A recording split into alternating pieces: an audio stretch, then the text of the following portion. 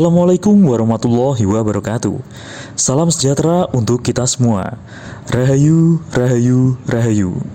Halo sahabat Big Story dimanapun kalian berada. Bagaimana kabarnya? Tentunya sahabat semua dalam keadaan baik dan juga sehat kan? Dalam video ini saya akan menceritakan kisah perjalanan seorang wali Allah dalam melakukan dakwah dan perjalanan semasa hidupnya. Dikisahkan juga beliau pernah mengarungi lautan hanya dengan menggunakan 2 buah kelapa. Bagaimana kisah perjalanannya? Tonton terus video ini dan jangan sampai di skip.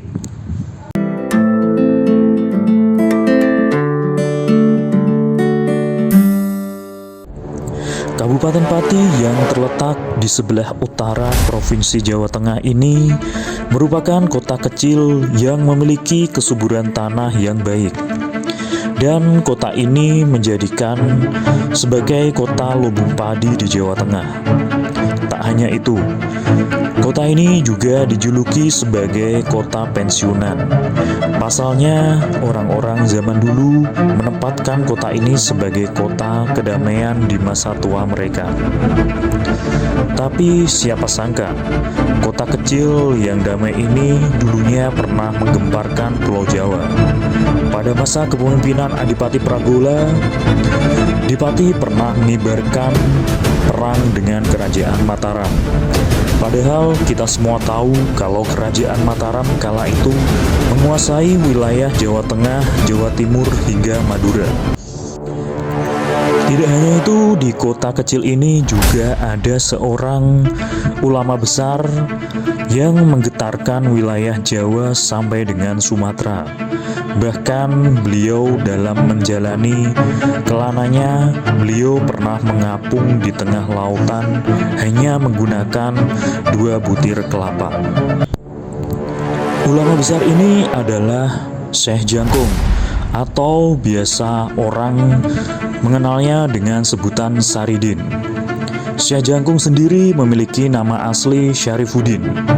Syekh Jangkung merupakan anak dari Sunan Muria, Raden Umar Said dengan Dewi Sujina.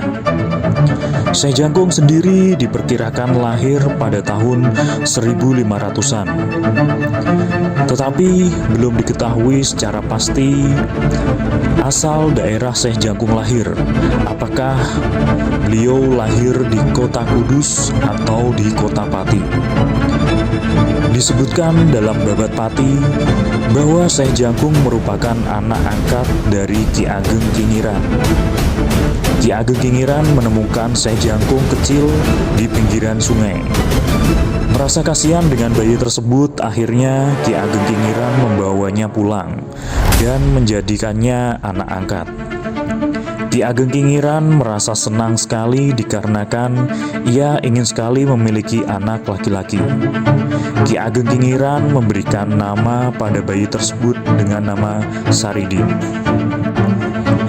Kisah Saridin ini dari beliau masih bayi dan sampai dengan beliau dewasa ini memiliki versi-versi yang berbeda antara penerbit satu dan penerbit yang lainnya. Dikarenakan memang minimnya informasi yang berada di masyarakat.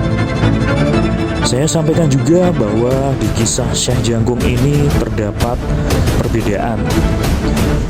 Versi yang pertama pada saat Saridin belum menjadi syekh atau ulama, dan versi saat Saridin sudah menjadi ulama.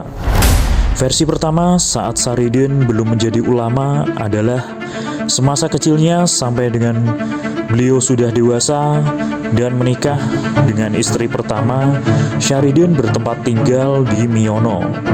Dan Saridin belum memiliki peran sebagai ulama untuk berdakwah di Miono.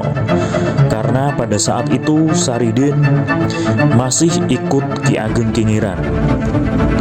Versi yang kedua adalah saat Saridin sudah beranjak dewasa dan sudah memiliki banyak ilmu seperti kanuragan dan ilmu tasawuf.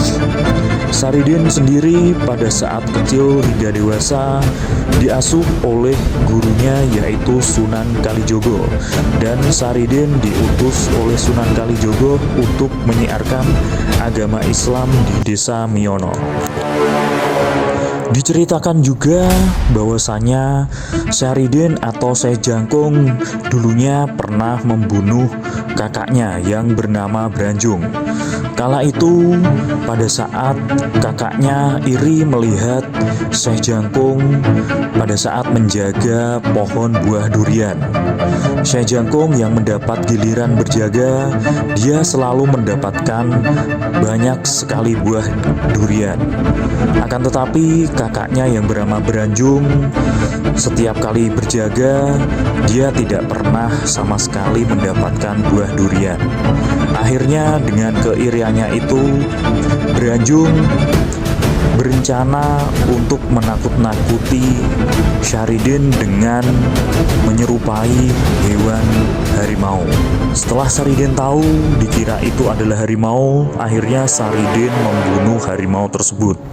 Ternyata setelah harimau itu menjerit, ternyata adalah suara manusia, dan sangat kaget Saridin melihat ternyata itu adalah kakaknya sendiri. Cerita tentang perjalanan Syekh Jangkung atau Saridin ini memang sungguh merumitkan, karena setiap mencari informasi selalu berbeda-beda informasinya. Dan bahkan versi yang beredar di masyarakat sekitar juga berbeda-beda, terutama pada saat beliau masih kecil hingga beranjak dewasa. Akan tetapi di sini saya akan menceritakan kisah beliau yang sama dengan versi-versi yang lain. Memasuki usia yang sudah dewasa, dan karena Saridin ini masih merasa kurang ilmunya, akhirnya beliau memutuskan untuk mendalami ilmu keagamaan di tempat Sunan Kudus. Saat menjadi santri di pondok Sunan Kudus, Saridin selalu dianggap remeh oleh teman-temannya. Dari segi ilmu agama sampai dengan kanuragan, Saridin dianggap tidak memilikinya. Padahal dulunya ia mendapatkan ilmu agama dan kanuragan itu dari gurunya yaitu Sunan Kalijaga. Saat menjadi santri, Saridin secara tidak langsung selalu menggunakan kekuatannya untuk melakukan kegiatannya di pondok milik Sunan Kudus. Hal itu menjadikan santri-santri lain menjadi iri dan menganggap bahwa Saridin selalu pamer kekuatan. Pada suatu hari saat ia dan beberapa rekannya mendapatkan giliran mengisi bak air, Saridin tidak mendapatkan ember untuk mengisi bak. Saat beliau pinjam temannya tidak meminjamnya. Malah temannya mengejek Saridin. Disuruhlah Saridin saat mengisi air bak dengan menggunakan keranjang. Bukan Saridin kalau tidak bisa memenyahkan masalah. Dengan ilmu yang dimilikinya, Saridin mampu mengisi bak air hingga penuh dan dengan menggunakan keranjang.